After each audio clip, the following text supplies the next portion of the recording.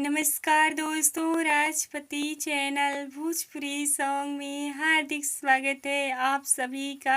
शंकर जी और पार्वती माता जी का कजरी गीत है। कैसा लगा कमेंट में आप लोग जरूर बताइएगा हमें। रिम झिम रिम झिम बरसी बदरिया, चोए भोला तोरी झोपड़िया ना। रिम झिम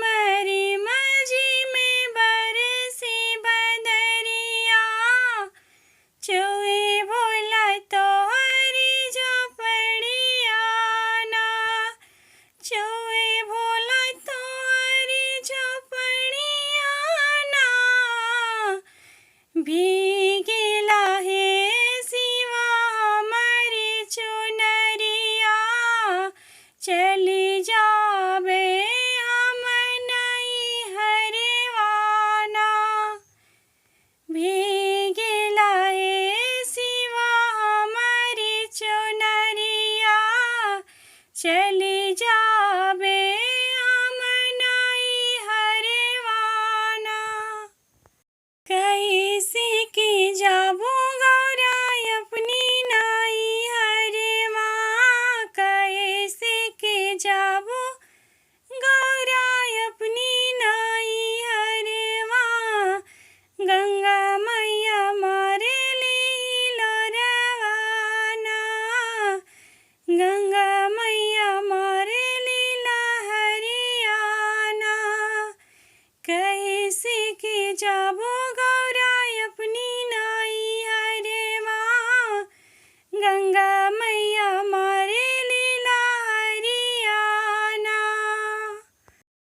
रिम झिम बरसी बदरिया, चोए भोला तोहरी झोपड़िया ना। रिम झिम बरसी बदरिया, चोए भोला तोहरी झोपड़िया ना। चंदन काट के नैया बनवैया,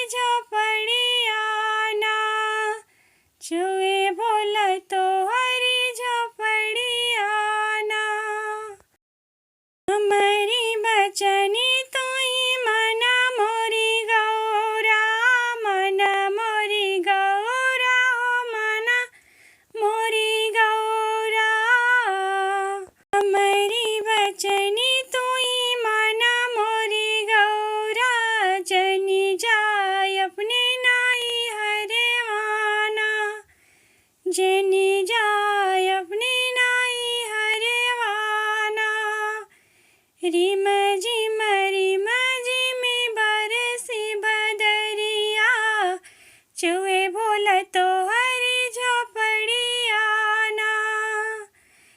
रिम झिम में बरसी बदरिया, चुए भोला तोहरी झोपड़िया ना। तोहरा के रखबै गौरा दिल के भीतरिया, तोहरा के गौरा दिल के भीतरिया, दिल के भीतरिया, गौरा दिल के भीतरिया। भीगे नहीं देबै चुनरिया ना, भीगे नहीं देबै चुनरिया ना। रिम झिम में बरसी बदरिया, चुए भोला तोहरी झोपड़िया ना। रिम झिम में बरसी बदरिया, चुए भोला तोहरी झोपड़िया ना। वीडियो अच्छा लगा हो तो प्लीज़ लाइक शेयर सब्सक्राइब जरूर कीजिएगा। धन्यवाद दोस्तों।